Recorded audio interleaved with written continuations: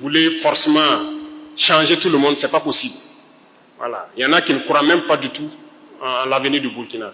Si vous lui dites que le Burkina peut se frayer seul son chemin sans être adossé à quelqu'un, il va dire que ce n'est pas possible. Et c'est ça, c'est dans la tête que ça se passe. Il y en a qui peuvent changer, il y en a qui ne peuvent pas changer. C'est la même chose.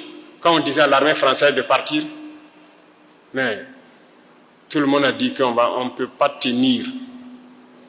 Un mois c'est trop, on ne peut pas tenir. Le Burkina va s'effondrer, ils vont prendre Ouagadougou, c'est ici. On est là. Il y a des Burkinabés. Et donc, soyez rassurés, je viens donc terminer sur les paroles donc, de la veille citoyenne. Soyez rassurés, tant qu'on voudra de vous, on viendra vous chercher. Donc soyez prêts. Mais je peux vous rassurer que le combat se poursuit et nous le poursuivons très bien.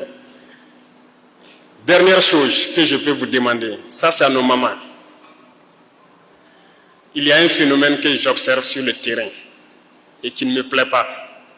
Et je veux que chacun à son niveau puisse conseiller, voilà comment je peux dire, ceux qui sont sur le terrain.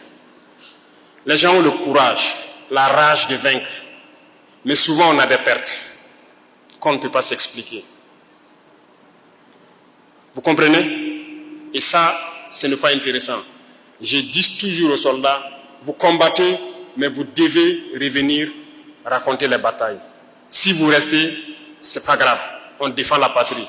Mais il faut combattre avec rage pour revenir raconter les batailles. Et pour le faire, il faut rester concentré. Et qu'est-ce qui nous déconcentre souvent? Le téléphone portable.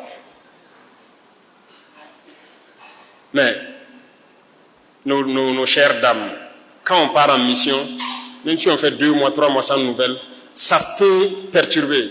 Mais il faut qu'on reste concentré. Il ne faut pas vouloir que chaque nuit, on ait appel vidéo ou bien qu'on s'échange les messages à chaque seconde. Ce n'est pas possible. Il faut laisser les gens concentrés. Hein? Il faut nous aider. Je le dis parce que ce sont les terroristes eux-mêmes qui nous disent. Il y en a qu'on a pris prisonniers, il y en a qui se sont rendus. Et quand ils viennent, ils nous disent que non, c'est à travers les téléphones qu'ils arrivent à réussir certaines attaques. Et ils nous expliquent ça. Ils nous disent que la nuit, ils observent dans nos camps à distance. Lorsqu'il y a beaucoup de lumière, ça veut dire que les gens sont concentrés sur les téléphones. C'est à ce moment où ils profitent de s'approcher. Et la journée, ils regardent. Lorsque les gens sont concentrés sur les téléphones, ils profitent d'attaquer. Ils peuvent s'approcher de la sentinelle sans qu'ils ne sachent. C'est les terroristes eux-mêmes qui nous disent ça. Donc vous voyez comment le téléphone est dangereux.